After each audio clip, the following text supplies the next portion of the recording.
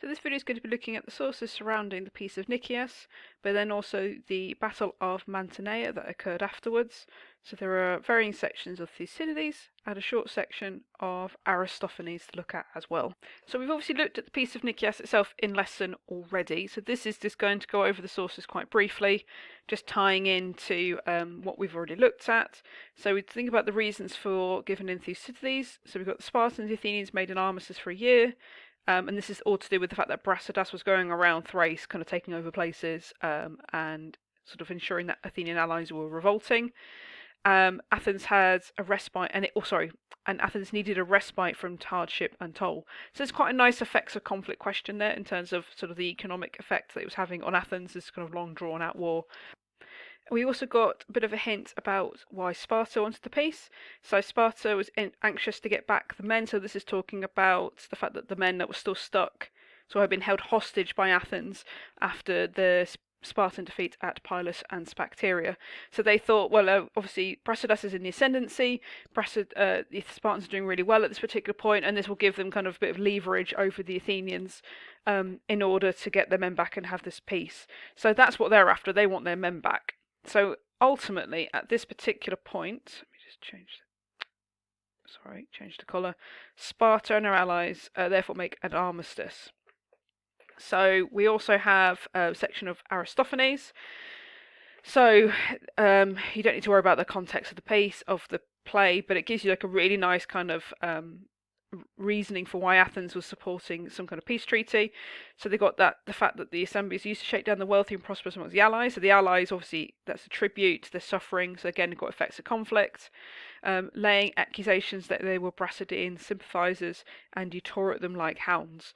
So because of the treatment of allies that Athens has done, and because of what Brasidas was doing in Thrace, that is why they are supporting initially the armistice and then hopefully a peace. So, carrying on with Thucydides, you'll notice I go to different colours for a second. So, there is essentially, let me just reread this section. Thucydides jumps ahead here of the story a little bit. So, Brasidas, for whom the bringing reinforcements was dead, he suddenly dies and you don't know why. So these people go back home, and then they know at this time that Spartan opinion was in fact in favour of peace. So, helpfully, then, he tells you what has happened.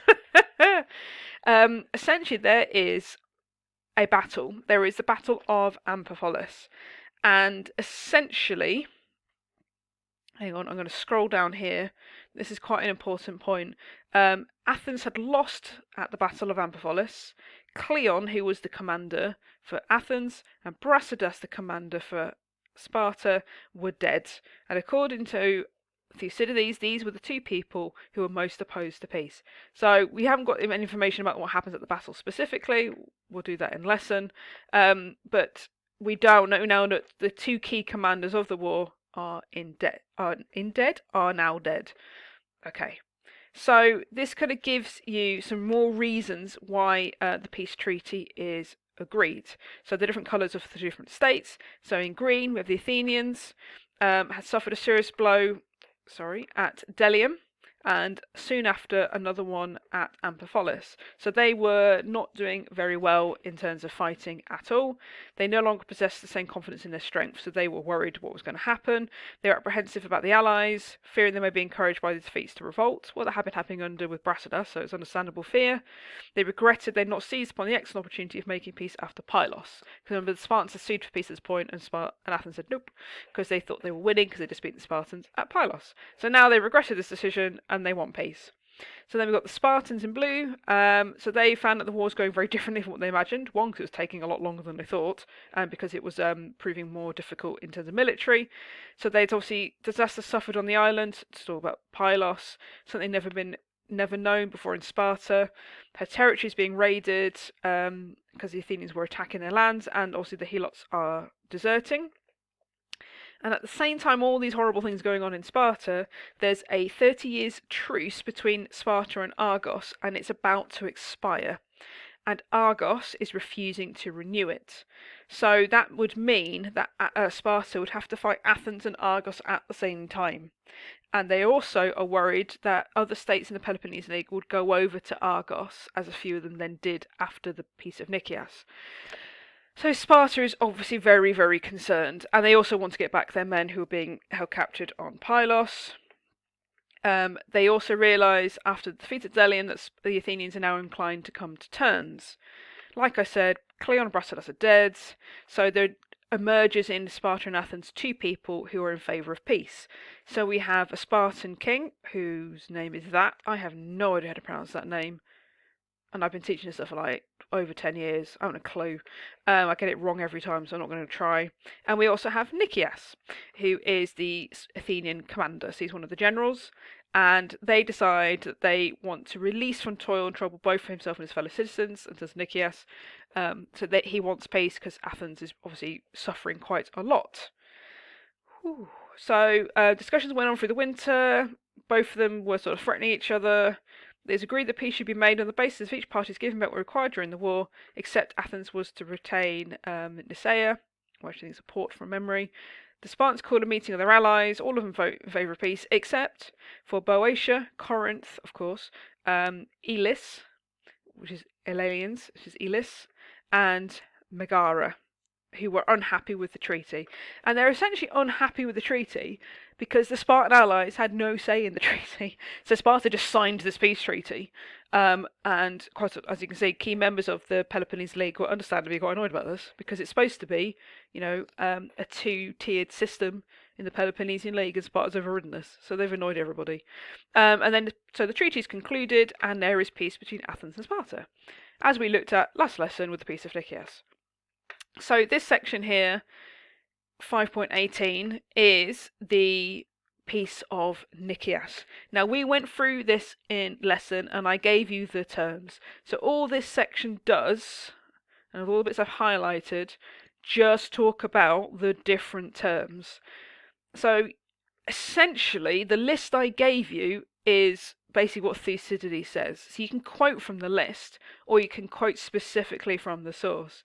The key things are on that list I gave you, and the key things are highlighted. So like the fact that it's for 50 years, nobody can hurt each other, Amphipolis is going back to the Athenians. Remember, Amphipolis is the one with the trees, it's why Athens wants it back.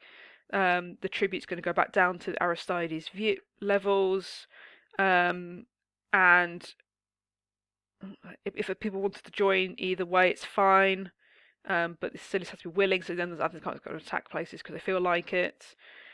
They're going to give places back to each other. They're going to stop besieging a place called Scione. All the allies who are sort of stuck on each other's land are going to give back. There's going to be an oath in Sparta, there's going to be an oath in Athens, and it's going to be held every year. So it's basically the list I gave you. So if you want to highlight the source, you can. Otherwise, you can just kind of like reference it. It's not particularly exciting.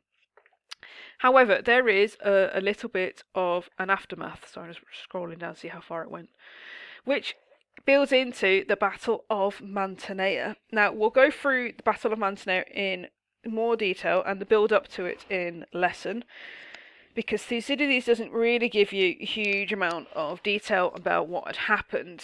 What we do have is the fact that Corinth and other cities in the Peloponnesian League are upset with the agreement, which we've already told you, and Sparta found herself trouble with her allies because she's annoyed them.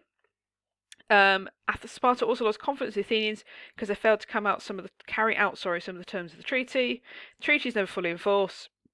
Each side did other great harm. So things were kind of breaking down pretty much within a few months of the treaty being signed. Officially, the treaty holds in place until 418, when there is this battle. Yeah, 418. Just double checking my dates in my head. So this is when Thucydides says the interval of the agreement is anything except a period of war. There's breaches on both sides.